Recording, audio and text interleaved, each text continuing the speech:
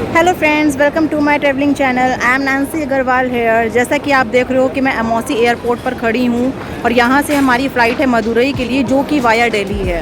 अब क्योंकि हम साउथ की ट्रिप करने जा रहे हैं तो ये आपको बहुत अच्छा गाइड देगा कि आप कैसे कैसे साउथ में कहाँ कहाँ ट्रैवल कर सकते हो। और ये ट्रिप अपनी स्टार्ट हम करेंगे मदुरई पहुँच के।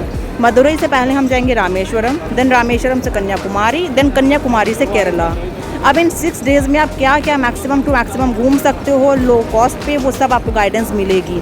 एंड प्लीज़ अगर आप अपने साथ बेबी को लेके जा रहे हो तो अपने साथ बेबी कैरियर ज़रूर लेना या फिर बेबी का प्रैम ज़रूर लेना, जो कि बहुत कन्वीनियंट रहता है। जैसा कि आप देख सकते हो कि मेरे साथ मेरा बेबी है, तो मैंने प्रैम लिया है जो कि मुझे बहुत कन्वीनियंट है।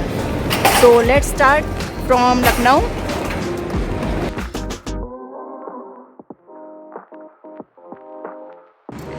तो दोस्तों शुरुआत करते हैं रामेश्वरम से। रामेश्वरम घूमने के लिए अगर आपके पास 2 दिन हैं तो आप आराम से पूरा शहर घूम सकते हो।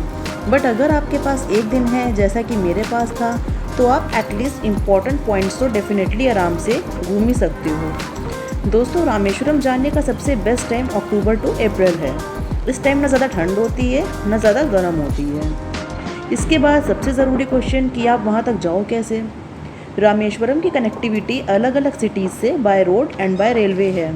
अगर आप बाय एयर जाना चाहते हो तो रामेश्वरम से सबसे नियरेस्ट एयरपोर्ट है मदुरई एयरपोर्ट, जो कि अप्रॉक्स 149 किलोमीटर्स है। तो आप आराम से अपनी कन्वीनियंट मोड के थ्रू रामेश्वरम पहुंच सकते हो। अब सबसे ज़रूरी बात, आप होटल मंदिर के नियरेस्ट ही लेना, जो कि आपको 1000 से 1500 के बीच में मिल जाएगा और आपको कन्वीनियंट भी रहेगा घूमने के लिए। एंड सेकेंड थिंग, वहाँ पर आप लोकल घूमने के लिए टैक्सी हायर करना, जो कि आपको इजी भी रहेगा और चीपर भी पड़ेगा। दोस्तों रामेश्वरम में आप 2 दिन में क्या क्या घूम सकते हो वो मैं आपको डेज वाइज बताऊंगी। फर्स्ट डे की आप शुरुआत करते हो अग्नि तीर्थम से। पौराणिक कथा के अनुसार भगवान राम एक ब्राह्मण का वध करने के बाद प्रायश्चित करना चाहते थे, तो श्री राम समुद्र के इसी हिस्से में स्नान करे थे। इसलिए हिंदू तीर्थयात्रियों के बीच ऐसा माना जाता है कि यहाँ स्नान करने से सारे पाप धुल जाते हैं। रामेश्वरम की यात्रा की शुरुआत इसी तीर्थम में स्नान करने से शुरू होती है। दोस्तों सेकंड डेस्टिनेशन है आपका रामनाथ स्वामी टेम्पल, यानी कि रामेश्वरम टेम्पल। माना जाता है कि भगवान श्री राम ने श्रीलंका से लौटते समय देवों के देव महादेव की इसी स्थान पर पूजा की थी। इन्हीं के नाम पर रामेश्वरम मंदिर और रामेश्वरम द्वीप का नाम पड़ा है। ऐसी मान्यता है कि रावण का वध करने के बाद भगवान राम अपनी पत्नी देवी सीता के साथ रामेश्वरम के तट पर कदम रख कर ही भारत लौटे थे। एक ब्राह्मण को मारने के दोष को खत्म करने के लिए भगवान राम शिव की पूजा करना चाहते थे। चूँकि द्वीप में कोई मंदिर नहीं था, इसलिए भगवान शिव की मूर्ति लाने के लिए श्री हनुमान को कैलाश पर्वत भेजा गया था। जब हनुमान समय पर शिवलिंग लेकर नहीं पहुँचे, तब देवी सीता ने समुद्र की रेत को मुट्ठी में बांधकर शिवलिंग बनाया और भगवान राम ने उसी शिवलिंग की पूजा की। बाद में हनुमान द्वारा लाए गए शिवलिंग को भी वहीं स्थापित कर दिया गया। दोस्तों जब आप रामेश्वरम आते हो तो यहाँ पे आपको 2 चीज़ों कर देखने को मिलती हैं। एक आपको शिवलिंग का दर्शन देखने को मिलेगा और दूसरा यहाँ पे 22 कुंड के पानी का बहुत महत्व है। अगर आप 22 कुंड के पानी का भी दर्शन करना चाहते हैं, उसकी पानी आपको बाल्टी से डाला जाएगा आपके ऊपर, तो उसके आपको अलग से चार्जेस देने पड़ते हैं, यानी कि पर हेड 250 रुपीज़। तो ये भी एक नया एक्सपीरियंस होता है, इसको भी आप कर सकते हो। ये देखिए राम जी के समय के बनाए हुए बहुत ही गहरे गहरे कुंड हैं। इस तरह के 22 कुंड हैं। अगर आप 250 रुपीज़ फीस देते हैं तो इन 22 कुंड का पानी डाला जाएगा आपके ऊपर, और अगर आप नहीं देते हैं तो आप इनका दर्शन तो कर ही सकते हैं।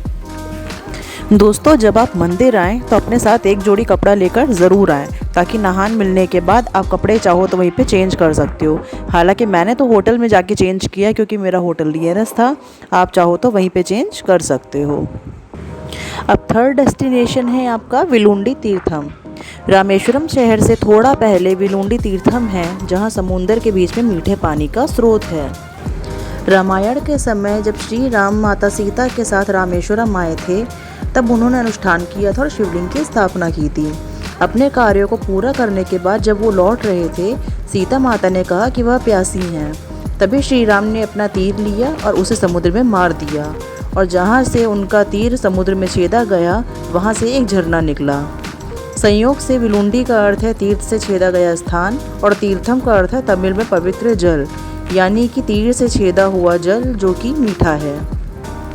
अब फर्स्ट डे का फोर्थ एंड लास्ट डेस्टिनेशन है धनुषकोटी, जिसमें आपको राम सेतु यानी कि एडम्स ब्रिज देखने को मिलेगा और साथ ही साथ धनुषकोटी बीच देखने को मिलेगा, जिसमें आप खंडहर घूम सकते हो।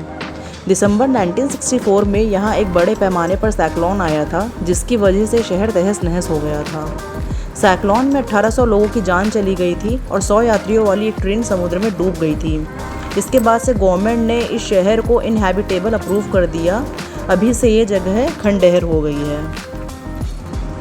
साथ ही मैं आपको ये बता दें कि धनुषकोटी वो जगह है जहां भगवान राम और उनकी सेना ने रावण के लंका शहर में प्रवेश करने के लिए राम सेतु का निर्माण किया था।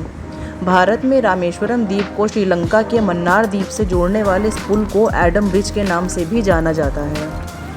महाकाव्य के अनुसार विभीषण के कहने पर भगवान राम ने अपने धनुष के सिरे से पुल को नष्ट कर दिया था।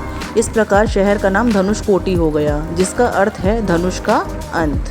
दोस्तों, फर्स्ट डे में आपने main city attractions cover up कर लिए हैं। अब अगर आपके पास सेकेंड डे का भी टाइम है तो आप इन जगह भी जा सकते हो। लक्ष्मण तीर्थम, जो कि टेम्पल से 250 मीटर्स की दूरी पर ही है। यह मंदिर शिव जी का है, जो कि लक्ष्मण जी द्वारा स्थापित है। फिर आप जा सकते हो श्री पंचमुखी हनुमान मंदिर एंड फ्लोटिंग स्टोन्स, जो कि 1 किलोमीटर की दूरी पर है। जैसा कि नाम से पता चलता है, ये 5 मुखी वाले हनुमान जी का मंदिर है। यहाँ पर आप राम सेतु के फ्लोटिंग स्टोन्स भी देख सकते हो पास से। इसके बाद आप जा सकते हो रामरपथम, जो कि मंदिर से 2 किलोमीटर की दूरी पर है। यह एक ऐतिहासिक महत्व का स्थान है, जहाँ भगवान राम और उनकी सेना आराम कर रहे थे और श्रीलंका की यात्रा की योजना बना रहे थे। और यह वही स्थान है जहां भगवान हनुमान ने देवी सीता की तलाश में इस पहाड़ी से श्रीलंका की ओर लंबी छलांग लगाई थी। इसके बाद आप हाउस ऑफ कलाम जा सकते हो, जो कि मंदिर से कुछ ही मीटर की दूरी पर है। ये कलाम सर जी का घर है, जहां पर उन्होंने अपने शुरुआती दिन बिताए थे, जो कि अब गवर्नमेंट द्वारा म्यूज़ियम में बदल दिया गया है। फिर आप जा सकते हो doctor APJ Abdul Kalam memorial, जो कि 5 किलोमीटर की डिस्टेंस पर है। ये सब घूमने के बाद आप अपनी इवनिंग या स्पेयर टाइम सैंग्यूमल बीच पर, जो कि 2 किलोमीटर की दूरी पर है, या कुंथुकल बीच, जो कि 13.8 किलोमीटर की दूरी पर है, यहाँ पर आप अपना टाइम बिता सकते हो। दोस्तों, जब आप फर्स्ट डे रामेश्वरम आ रहे होते हो बाय रोड या बाय ट्रेन, तो आप एक पॉइंट पर ज़रूर ध्यान रखिएगा। रास्ते में पड़ता है पंबन ब्रिज, जो कि ब्रिटिशर्स द्वारा बनाया गया है। ये भी सिटी का मेन अट्रैक्शन है, तो इसको देखना मत भूलिएगा। तो दोस्तों, आपको हमारी रामेश्वरम की ट्रैवल गाइड कैसी लगी? पसंद आई हो तो like, comment, subscribe and share करना मत भूलिएगा। नेक्स्ट वीडियो में मिलते हैं कन्याकुमारी ट्रैवल गाइड के साथ। Bye bye.